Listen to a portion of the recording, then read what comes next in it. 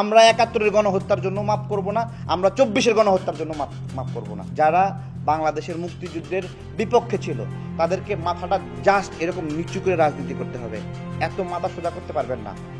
যেই বাংলাদেশ আপনারা চাননি সেই বাংলাদেশ শাসন করার মতো মাথা তুলে দাঁড়াবেন না আপনারা, এটা যায় না আপনাদের সাথে, এটা আপনাদের মনে রাখতে হবে। যদি ক্ষমাই হয়ে যায় তাহলে ৭১-এর গণহত্যার জন্য যদি ক্ষমাই পেয়ে যায়, হ্যাঁ সব মাপ পেয়ে গেছে, তাহলে দুদিন পরে বলবো ২৪-এর গণহত্যার জন্য মাপ সব মাপ, কোনো কিছু দরকার নাই। দেখুন গতকালকে ডিআরইউতে যে ঘটনা ঘটেছে, ছেলের বয়সী একজন অ্যাক্টিভিস্ট অথবা রাজনৈতিক কর্মী, সে বাবার বয়সী বা দাদার বয়সী একজন বীর মুক্তিযোদ্ধার কলার ধরে টানাটানি করছে। এইটা বাংলাদেশের নাগরিকদের কাছে কি মেসেজ যায় আপনাদেরকে জিজ্ঞাসা করছি, শুধু বাংলাদেশের নাগরিকদের কাছে না, যে একটা নাতির বয়সে একটা ছেলে একটা বীর মুক্তিযোদ্ধা দেশে তার কলার নিয়ে টানাটানি করছে, হেনস্থা করছে, জোর করে টেবিল থেকে উঠাচ্ছে, জোর করে টেবিলে বসাচ্ছে, মাটিতে মেঝেতে ফেলে দিচ্ছে। এইটা আন্তর্জাতিক মহলে কি বার্তা যায়? এই দেশটা যারা স্বাধীন করেছে তারা এভাবে হেনস্থার শিকার হচ্ছে। আমরা ওই জন্যই বলছি আমজনতা দলের পক্ষ থেকে, মুক্তিযোদ্ধারা যেই দলেরই হোক তাদেরকে যেন এভাবে হেনস্থা না করা হয়।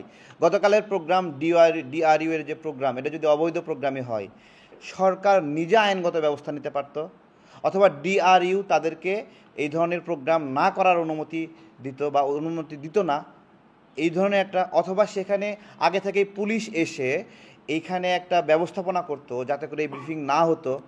আমার কথা হলো, এখানে যারা মব সৃষ্টি করলো তাদের রাজনৈতিক পরিচয় আসলে কি, এটা আমার জিজ্ঞাসা।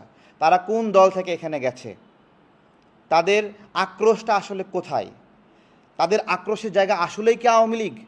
এই বাংলাদেশের ঘরে ঘরে অসংখ্য আওয়ামী লীগ আছে, তাদের কাছে, তাদের বাড়িতে গিয়ে কি তারা গিয়েছে কখনো? তারা মুক্তিযোদ্ধাকে এভাবে হেনস্থা করছে, তাদেরকে হয়রানি করছে, তাদের রাজনৈতিক পরিচয় কি? তাদের আক্রোশের জায়গা কি আওয়ামী লীগ, নাকি তাদের আক্রোশের জায়গা মুক্তিযুদ্ধ? মুক্তিযুদ্ধের কথা আওয়ামী লীগ বলুক, বিএনপি বলুক, আমি বলি, সবাইকে হয়রানি করছে। আমি তো এই জুলাই গণ অভ্যুত্থানের একটা পার্ট, আমরা তো একটা পার্ট। আমি যদি মুক্তিযুদ্ধের পক্ষে কথা বলি তাহলেও আমাকে হ্যারাসমেন্ট করছে। কেন হ্যারাসমেন্ট করছে? বিএনপি যদি মুক্তিযুদ্ধের পক্ষে কথা বলে তাকেও হ্যারাসমেন্ট করছে। তাহলে তাদের আক্রোশের জায়গা আওয়ামী লীগ নাকি তাদের আক্রোশের জায়গা মুক্তিযুদ্ধ? জনতার দল এইটা জানতে চায়, তাদের ক্ষোভটা কোথায় আসলে, কেন তারা মুক্তিযুদ্ধের কথা শুনলেই রাগান্বিত হচ্ছে, কেন তাদের ক্ষোভ হচ্ছে, মুক্তিযুদ্ধ তাদের কি ক্ষতি করেছে, এটা হলো আমাদের জিজ্ঞাসা। এই মুক্তিযুদ্ধের উপর তাদের ক্ষোভ কেন? আরেকটা বিষয় রয়েছে, রাজাকার একটা বিষয় রয়েছে। রাজাকার আমরা এই গণ অভ্যুত্থানে আমরা নিজেরাই বলেছি, তুমি কে আমি কে, রাজাকার রাজাকার, কিন্তু সঙ্গে একটা শব্দও বলেছি। কে বলেছে স্বৈরাচার। আমি আমাকে রাজাকার বলিনি, আমি বলছি তুমি আমি রাজাকার, এটা শেখ হাসিনা বলতেছে, আমরা এটাকে গ্রহণ করিনি। এটা একটা আমরা শেখ হাসিনাকে তাচ্ছিল্য করে এই কথাটা বলছি, যে তুমি এই তাচ্ছিল্য আমাদেরকে এটা বলতে পারো না। আজকে সেইটাকে ইস্টাবলিশ করার চেষ্টা করছে। আজকে নতুন পরিসংখ্যান দিছে, ওই থেকে পাইছো। আচ্ছা বুঝলাম যে আওয়ামী লীগের রাজাকার বেশি, বিএনপিতে রাজাকার বেশি, জামাতে রাজাকার কম, তাহলে রাজাকার বললে আপনারা রাগেন কেন? রাজাকার বলে তো আওয়ামী লীগ রাগে না, রাজাকার বলে তো বিএনপি রাগে না, আপনি এক্স্যাক্টলি কী কারণে রাগান্বিত হচ্ছেন? যারা বাংলাদেশের মুক্তিযুদ্ধের বিপক্ষে ছিল তাদেরকে মাথাটা জাস্ট এরকম নিচু করে রাজনীতি করতে হবে, এত মাথা সোজা করতে পারবেন না।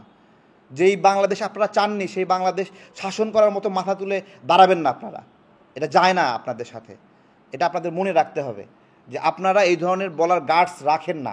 পরাজিতটা কখনো এইভাবে বলে না। যদি তাই হয়, যদি ক্ষমাই হয়ে যায়, তাহলে ৭১-এর গণহত্যার জন্য যদি ক্ষমাই পেয়ে যায়, হ্যাঁ সব মাপ পেয়ে গেছে, তাহলে দুদিন পরে বলবো ২৪-এর গণহত্যার জন্য সব মাপ, কোনো কিছু দরকার নাই। আমরা ৭১-এর গণহত্যার জন্য মাপ করব না, আমরা ২৪-এর গণহত্যার জন্য মাপ করব না। আমাদের স্পষ্ট এই জায়গাতে আমাদের ক্লিয়ার বার্তা একবারে।